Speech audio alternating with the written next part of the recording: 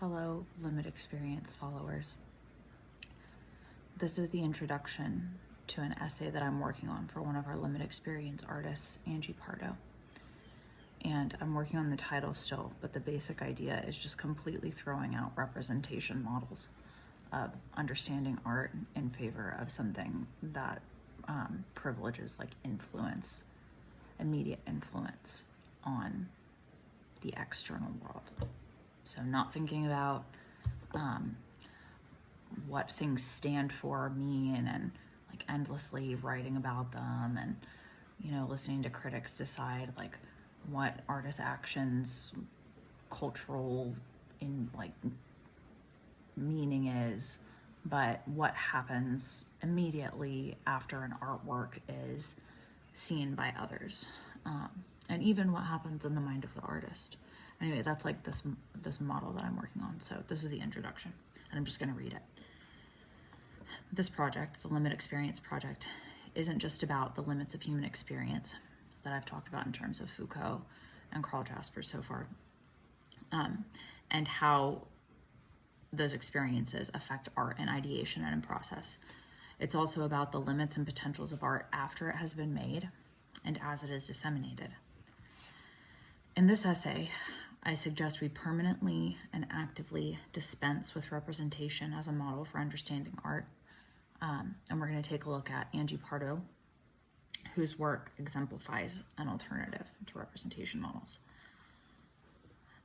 I'm going to propose a system by which we can understand works of the past and present and of all types, from performance to photo to comic strips, as inherently and immediately powerful to varying degrees of influence and effectiveness.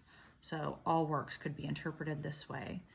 Some works might be very powerful immediately and other works might not be, but they could all be interpreted like on this degree scale. I do this to empower artists over institutions. I want to create a system for artists to understand their work that helps us see the things that we do as alive and effective in the world, rather than as this potential which needs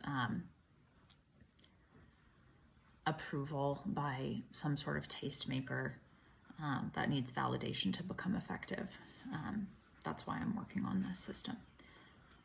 So the first section I've tentatively titled The Habit of Representation.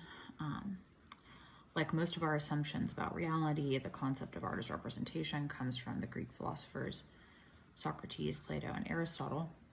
Simply, representation models state that art is an imitation of reality, which is itself an imitation of a perfect realm we can only vaguely experience through reason.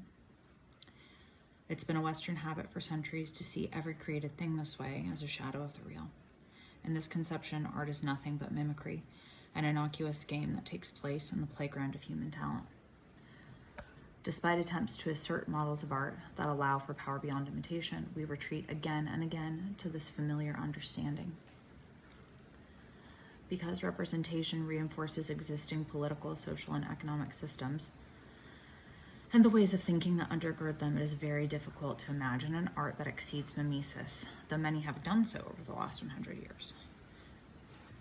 These artists have either looked to the past, appropriating non-Western and pre-Christian models based on ritual, or they have looked to politics, appropriating activism, engagement, and organizing as creative tactics. Both solutions remove art from the position of representation by focusing on action and the influence of that action on the external world. Additionally, they attempt to remove art from institutions and place them in life, where actions and consequences are immediately influential.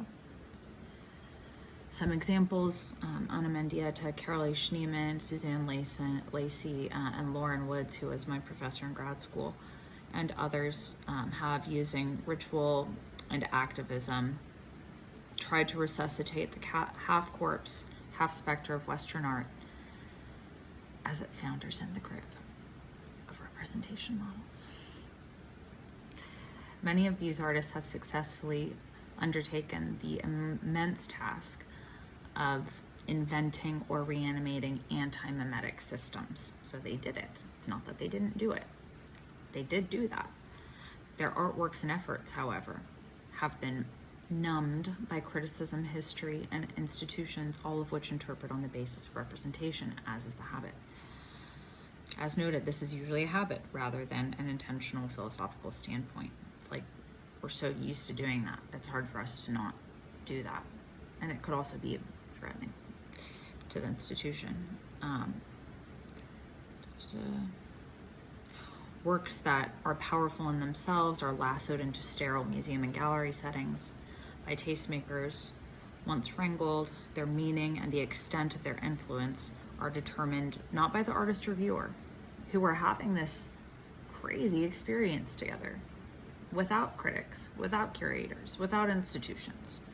Artist and viewer already having this aesthetic experience that I'm saying is the real source of power. That's the real source of power.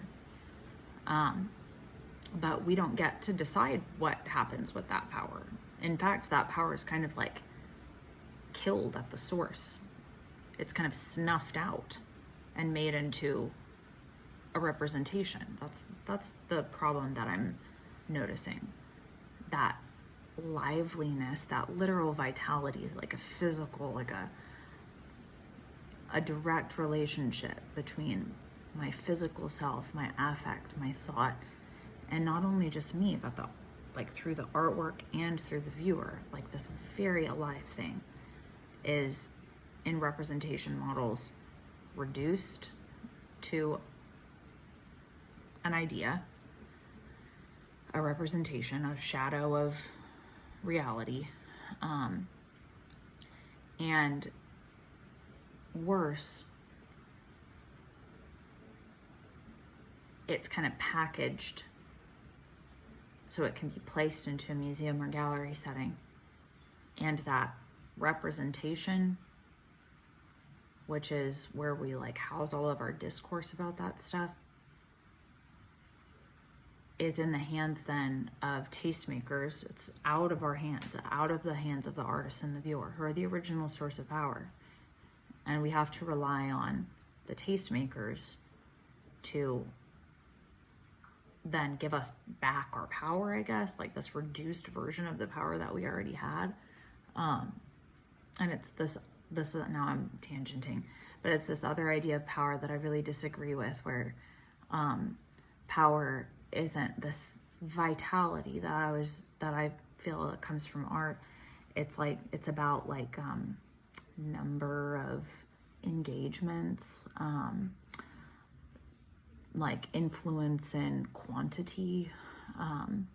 So that's where like a powerful institution, an institution can seem very powerful because it has a wide reach. But I think that's kind of like an invalid idea about power. That like if we believe that that's power, then we don't believe that what's happening in us and the system that is created between like me and my artwork and the person who's seeing my artwork, like I stopped believing that that even has any inherent power of its own. Okay, I think there's one more paragraph.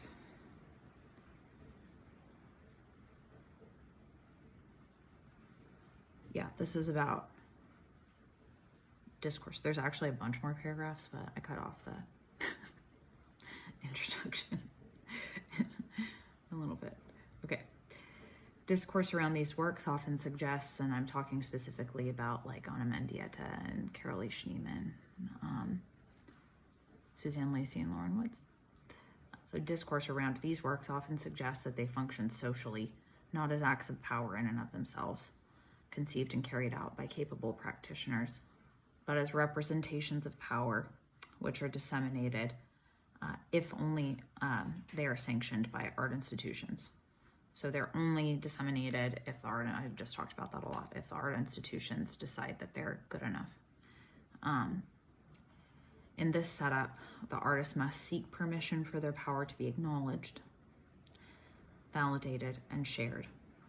This dynamic forcefully and intentionally reminds us that the institutions and the people that serve the institutions. Granting these artists status, control power, and not the artists themselves. Okay. That essay will be done at some point and available. And not just the essay, but I want to create like maybe like a few page, like little handbook for how you can think about art outside of representation models, or maybe even like a 1-page like diagram. I'm working on that, and it'll be accompanied by the essay with poorly made arguments